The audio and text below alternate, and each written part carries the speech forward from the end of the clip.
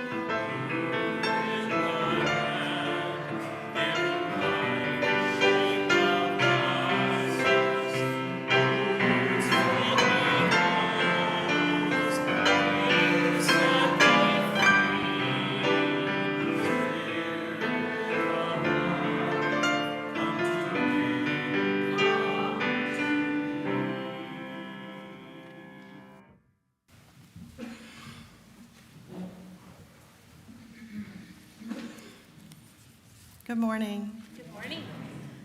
Now, if you will join me in the words for lighting the chalice. We light this chalice to celebrate Unitarian Universalism. This is the church of the open mind. This is the church of the helping hands. This is the church of the loving heart. Together we care for the church and each other. Again, good morning. My name's Ravensong, and it is my pleasure to welcome you to St. John's Unitarian Universalist Church. St. John's is proud to be a welcoming congregation, and as such, we honor and value the racial, economic, cultural, age, physical ability, sexual orientation, and gender diversity of our members and visitors. Know that wherever you are in your journey, you are welcome here, and we're happy that you decided to join us today. A special welcome to any visitors this morning. I invite you to stop by the welcome table in our lobby and to join us for refreshments and conversation in our fellowship hall after the service. There's a lot of good stuff going on at St. John's. Please take a look at the announcements in your order of service, and if you're more interested, go to the bulletin boards in our fellowship hall. As a reminder, please turn off or silence your phones. And again, welcome to everyone this morning. Now, if you'll join us in hymn number 124, Be That Guide.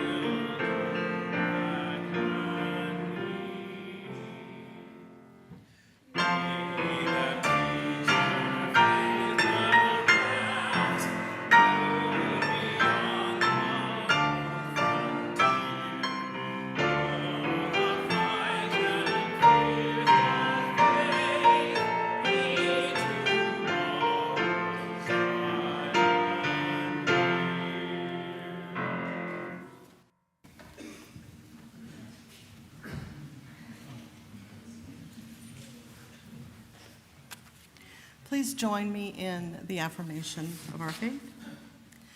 This is the mission of our faith, to teach the fragile art of hospitality, to revere both the critical mind and the generous heart, to prove that diversity need not mean divisiveness, and to witness to all that we must hold the whole world in our hands. At this time, I would like to invite you to come up and place a stone in the sand for any joys or concerns that you may have in your heart today. If you have any joys or concerns to share with the community, please place them in the table or in the chat.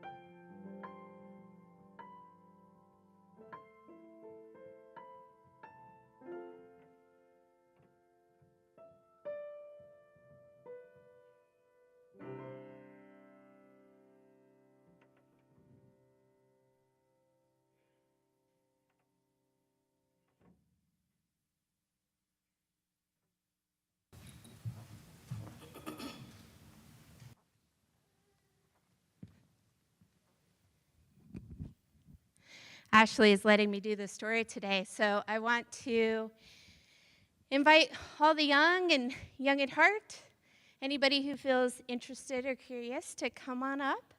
Hi, Hazel. Do you want to sit down, or you can also stand? I'm flexible.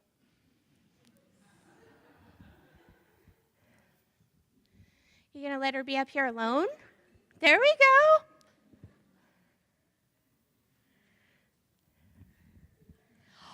More people.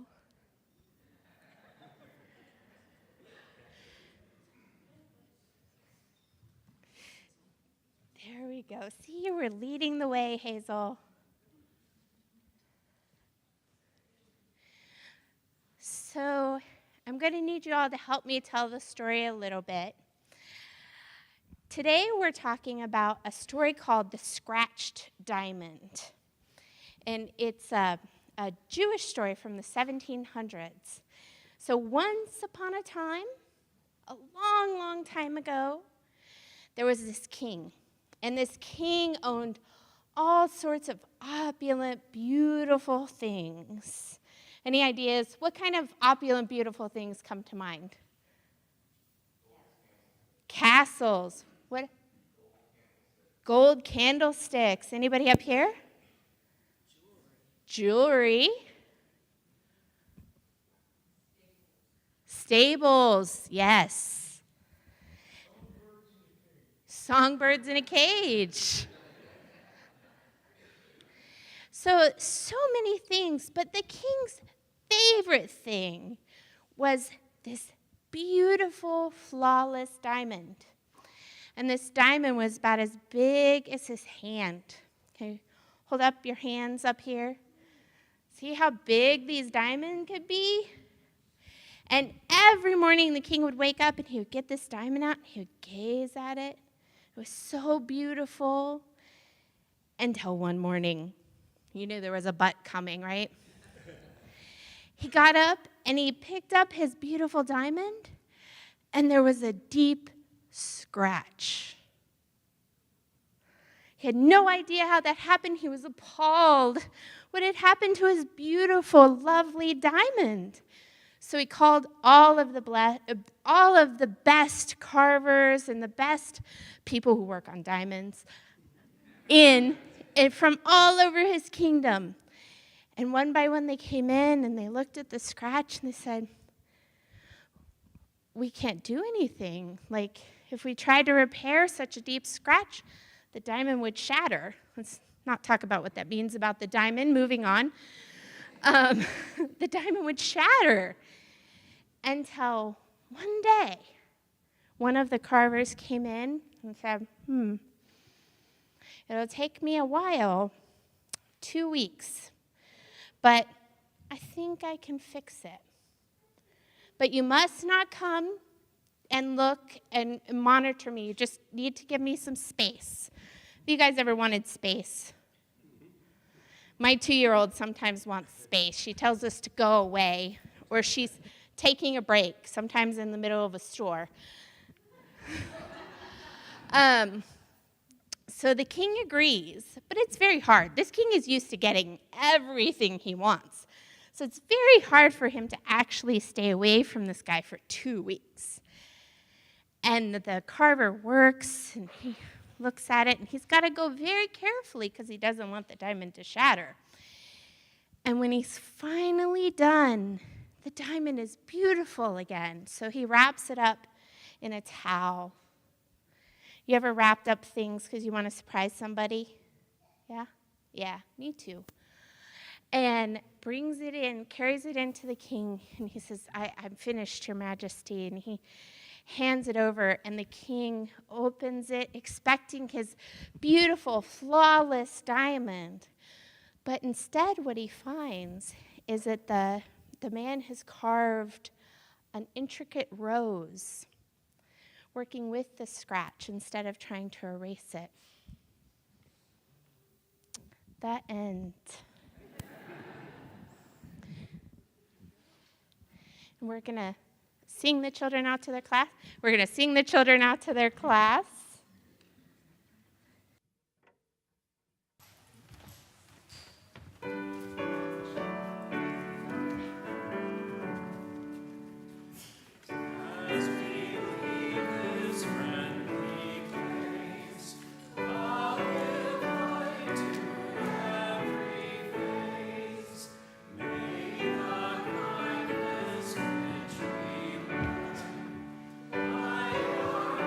To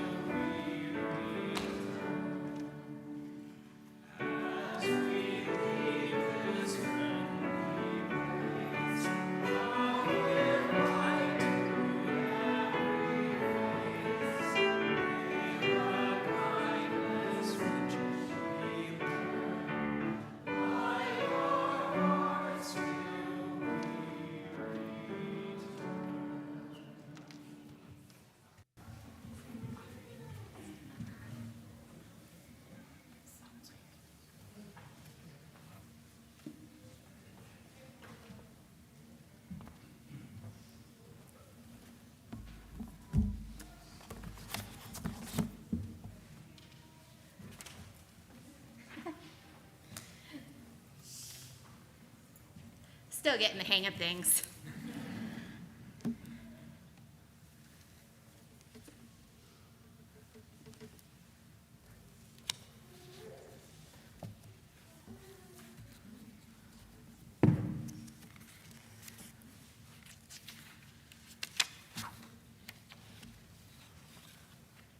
Okay.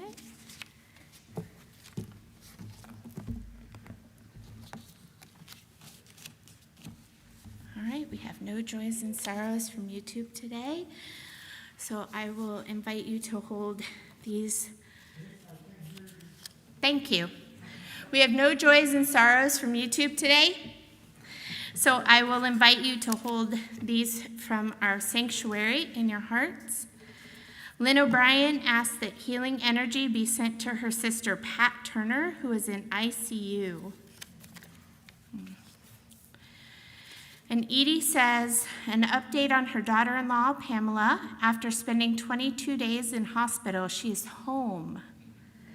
Her illness, a hysterectomy followed by rabbit fever. So glad she is home. And we continue to hold those joys and sorrows that remain in the silence of our hearts. I invite you into a spirit of prayer meditation with these words by Kenneth Langer. Let me find peace within, so that I may be calm throughout. Let me find silence within, so that I may find compassion throughout. Let me be reminded that some things are worth waiting for. Let me be reminded that the journey is more important than reaching the destination. Let me see that the non-doing is as much a part of life as the doing. Let me be reminded that it is in these moments of holding on that I can find quietude and renewal. It is within these times of inaction that I can find rest. It is in these times of emptiness that I can become full. Blessed be. As we move into the offering, we are reminded by Brenda Lovely that there can be an offering to sustain and strengthen this place, which is sacred to so many of us, a community of memory and of hope, for which we are now keepers of the dream.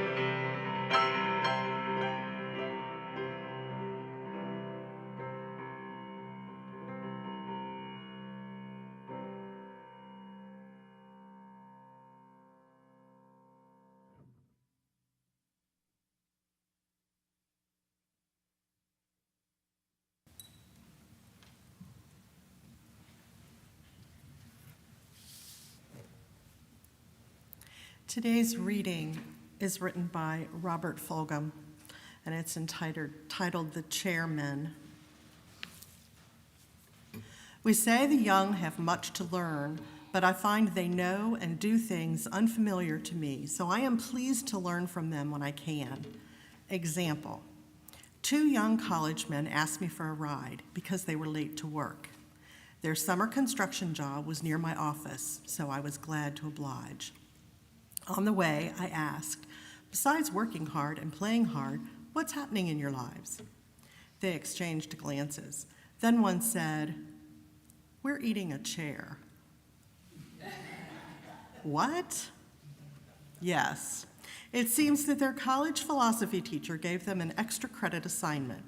Do something unique and memorable, not dangerous or foolish, but something imaginative, inventive, and instructive. Write it up and explain what was learned and how it might apply to their philosophy of life. So, they are eating a chair. They bought a plain wooden kitchen chair at an unfinished furniture store.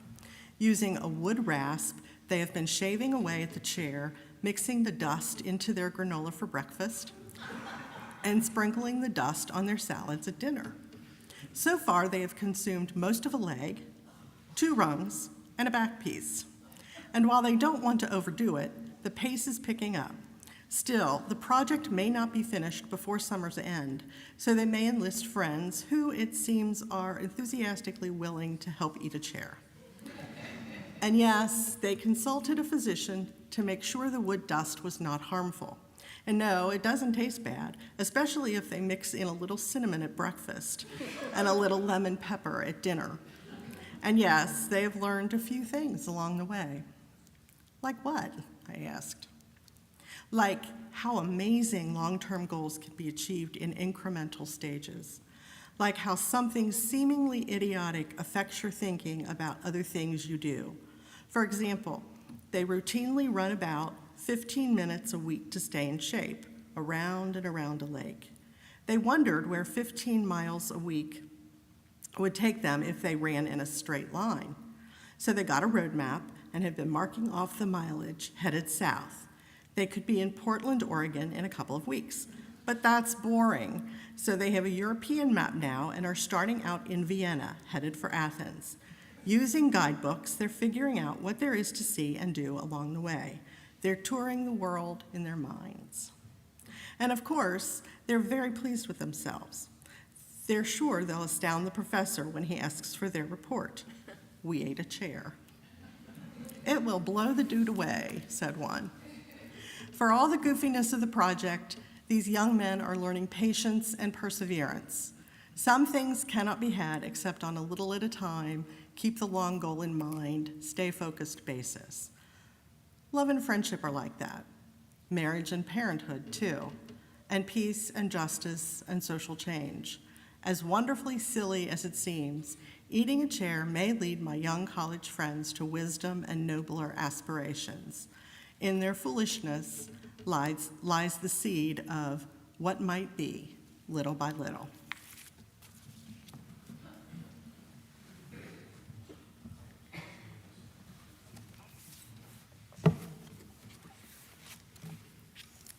Don't worry, I am not asking you to eat a chair. But think about that for a moment. These young men had a teacher who challenged them to do something unique and memorable, and they chose to eat a chair. Admittedly, part of their drive was to astound their professor, and I imagine they did. And because they were willing to think so far outside of the box and consider with open minds what unique and memorable might mean, they could think differently about how they did other things, including their 15-mile run. Can you think of a time you've done this? A time you've stepped outside of expectations? A time you found your perspective flipped on its head, and that made all the difference? As our congregation moves through this time of transition and change, how can we become open to those kinds of possibilities for ourselves and for our church? The first step in opening ourselves to possibilities is to be clear about our purpose. A couple of weeks ago, I talked about the tasks of interim ministry, and one of them is to check in about our mission as a church. The underlying reason for thinking about our mission is to help us consider our purpose. A mission has value for us as a community and as individuals. Having a clear sense of it gives you direction. It helps to keep you from getting sidetracked and end up focusing on something that was never the point in the first place. Like eating armoires. No, I'm just kidding. A friend tells me the story of when she decided she couldn't work with boards anymore. Of course, she's never worked with ours. She had been serving as a director of a college-affiliated organization for several years. And the organization's advisory board decided that they needed a logo. Makes sense. After a lot of discussion, they decided the best way to get a variety of logos to consider was to create a contest that would encourage students to submit ideas. They spent a great deal of time working out the plans for the contest, how to promote it, who would judge it, what prizes they could award, etc. And it was at this point in the planning that they ran into a roadblock. The university told the board they couldn't have a separate logo. When my friend took this information back to her board, they immediately started talking about what else their contest should be about. They forgot that the contest was the strategy to find the new logo. Sponsoring the contest had never been the point. When we forget our purpose, we can get caught up in strategies we want to use to meet a need, rather than focusing on what the need itself is. My wife, Virginia, was a community organizer for a period of her life, and one of the skills she strived to teach communities she worked with was recognizing the difference between needs and strategies. The distinction, needs versus strategies, can be tricky to understand, so I want to start by giving an example that may or may not have happened to me. Say you live in an apartment and one of your neighbors is loud every Saturday night. They're off work for the weekend and it's time to enjoy some late night loud music.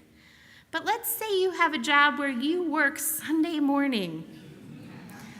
Now, if you were this person, you might get caught up thinking you really need the neighbor to turn down their music on Saturday night.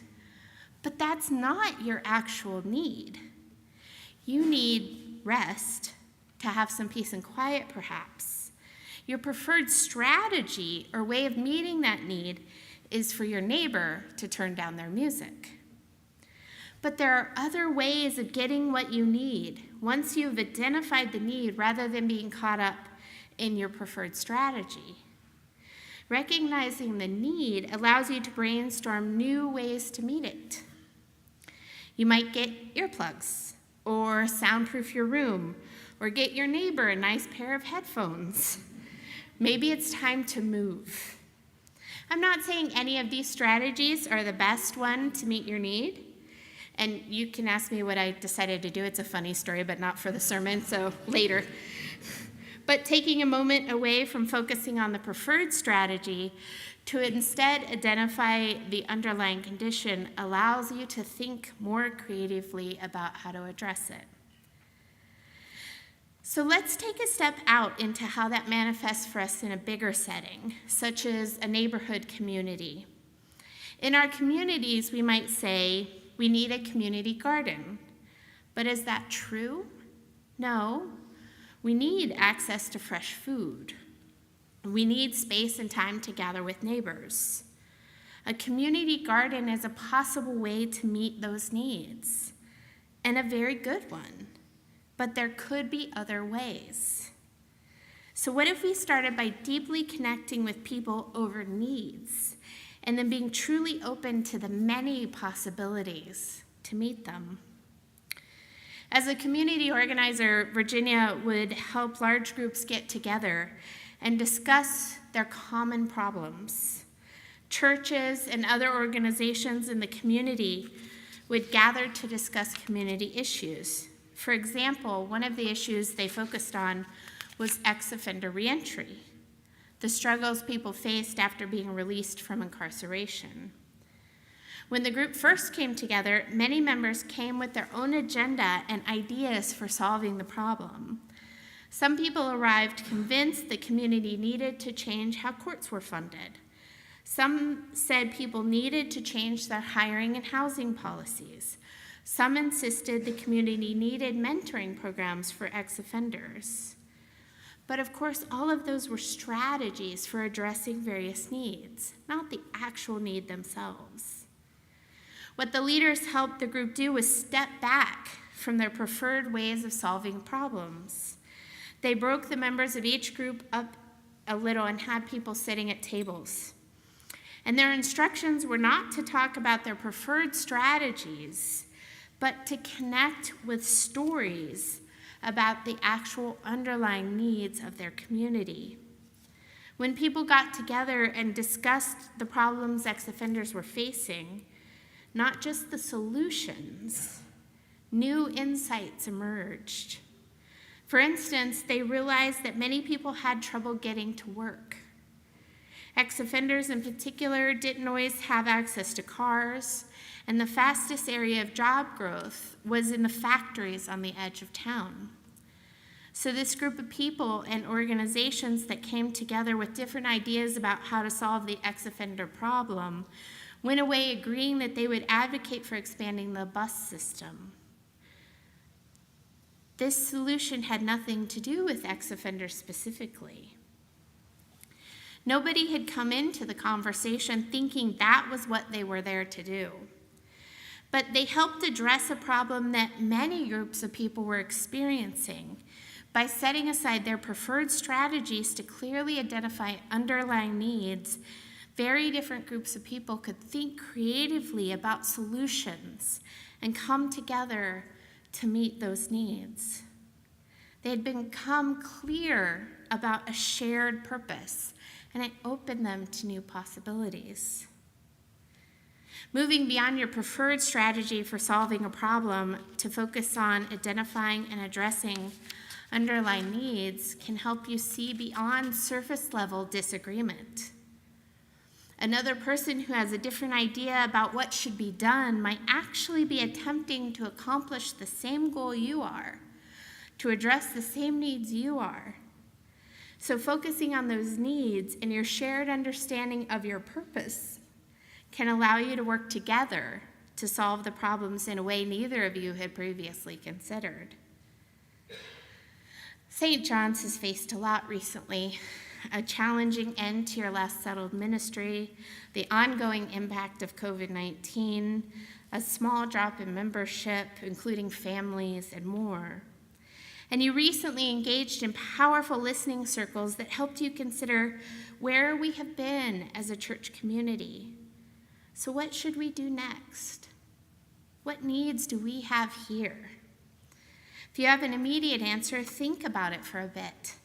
Is that a need or a preferred strategy to meet that need?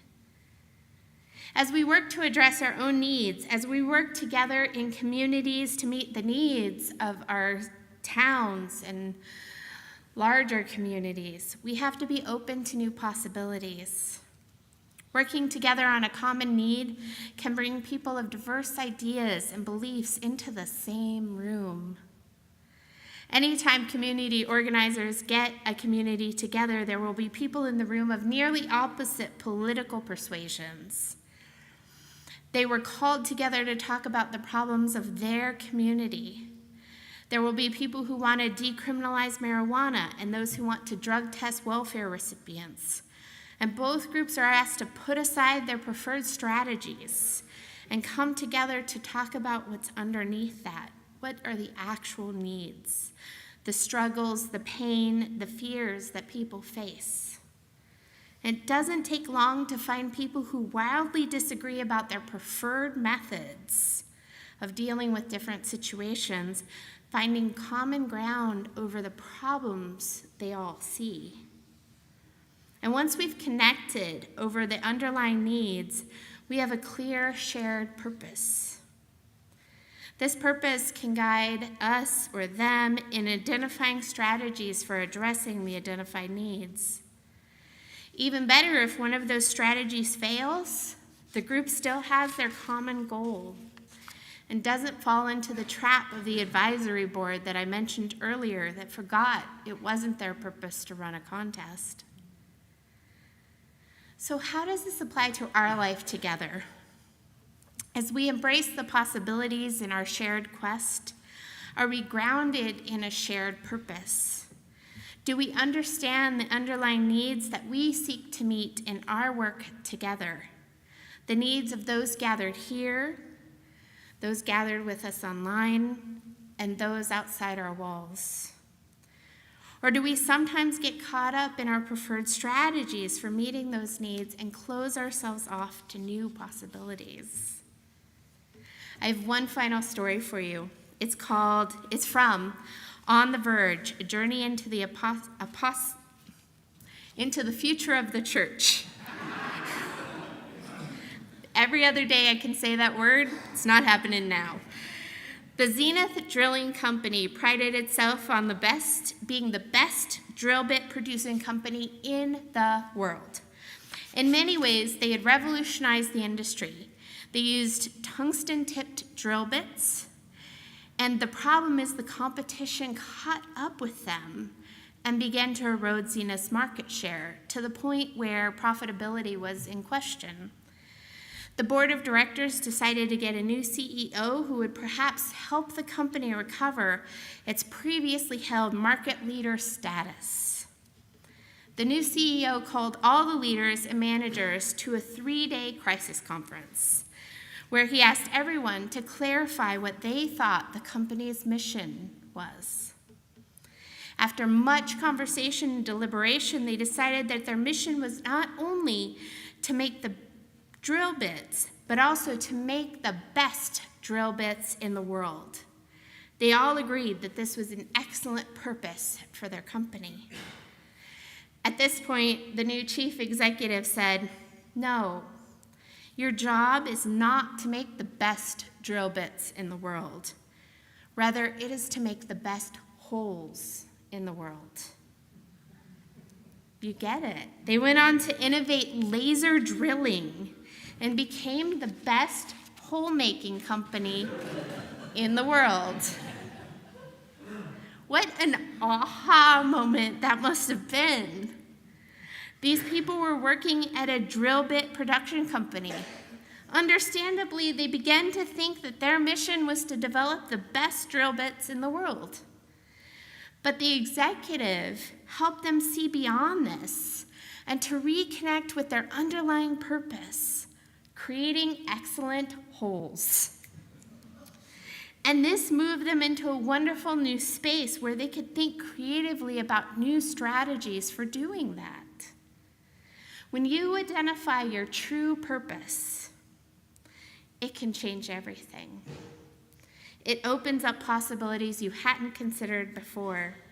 Finding out what need you are called to meet in the world allows for epiphanies like the one at the Zenith Drilling Company. So how do we learn to do that? I encourage you to begin by reflecting on what you already do, individually and us as a congregation. What are your daily, weekly routines, habits? And then think about what underlying needs are you attempting to meet? Are there other ways to meet those same needs? You don't have to switch your ways. You don't have to eat a chair. But becoming aware of such possibilities can keep us open to new challenges that arise. And then to find ways to creatively engage with our own lives. I encourage you to think of something this week. Think of something unique and memorable that you could do to push outside of your usual routine and comfort zone. I can't give you extra credit, so you don't have to do it, but I encourage you to consider it. Practice ways to be creative with your purpose, like those young men in our reading earlier. And allow it to help you open up to other possibilities in your lives and in the groups with which you're involved. My beloved spiritual companions, may this time open us to new possibilities and bring new epiphanies to our lives. When you have a solution or hear yourself saying, I need or we need, may you pause for a moment to ask yourself, is it a need? And how many ways might that need be met? May we join together on this quest, becoming purposeful, need-meeting people together. Blessed be. Amen.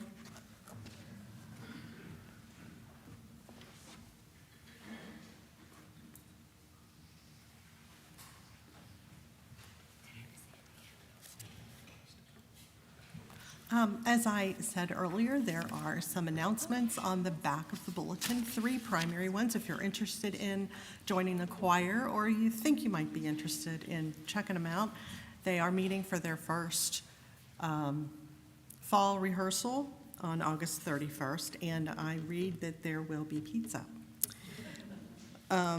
Men's group has a potluck on September 10th, and on the 21st of October, a retreat.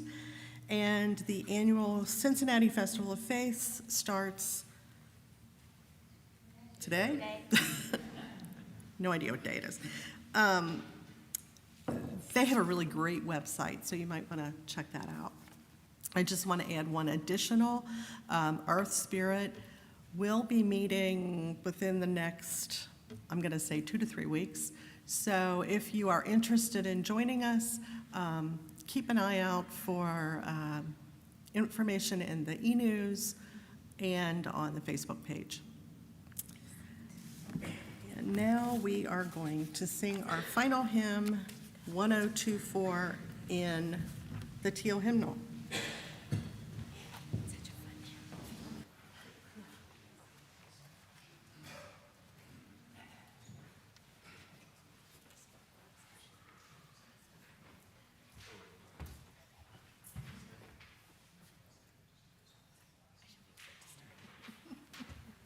Hey! Gonna make sure we know how many times we're gonna do it, so.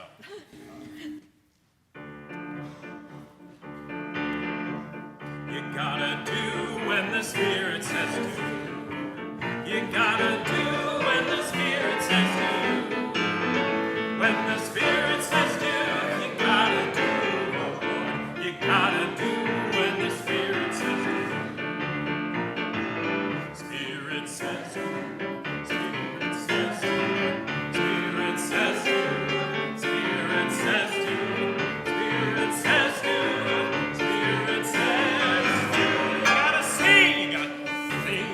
Spirit says sing. You gotta sing when the Spirit says sing.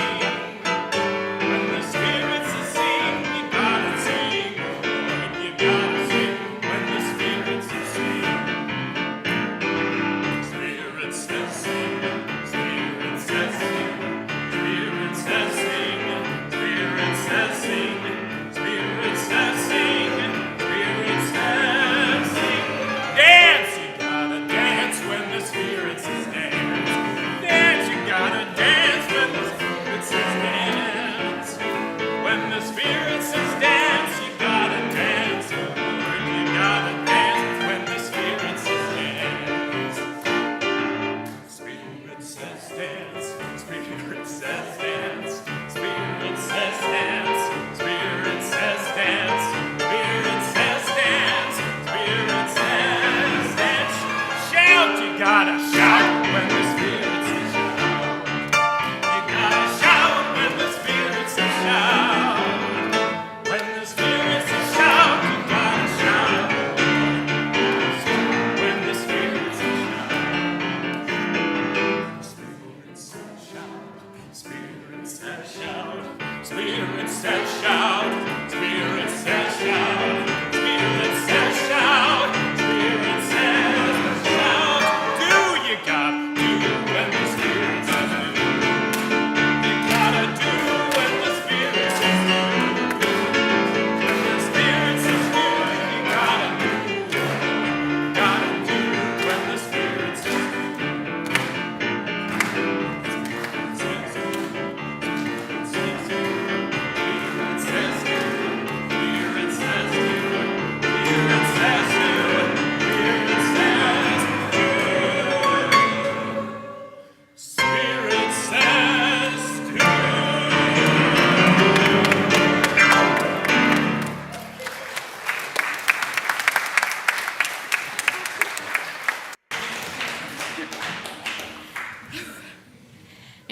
my breath. Our benediction today is by Eric Williams. Blessed is the path on which you travel. Blessed is the body that carries you upon it.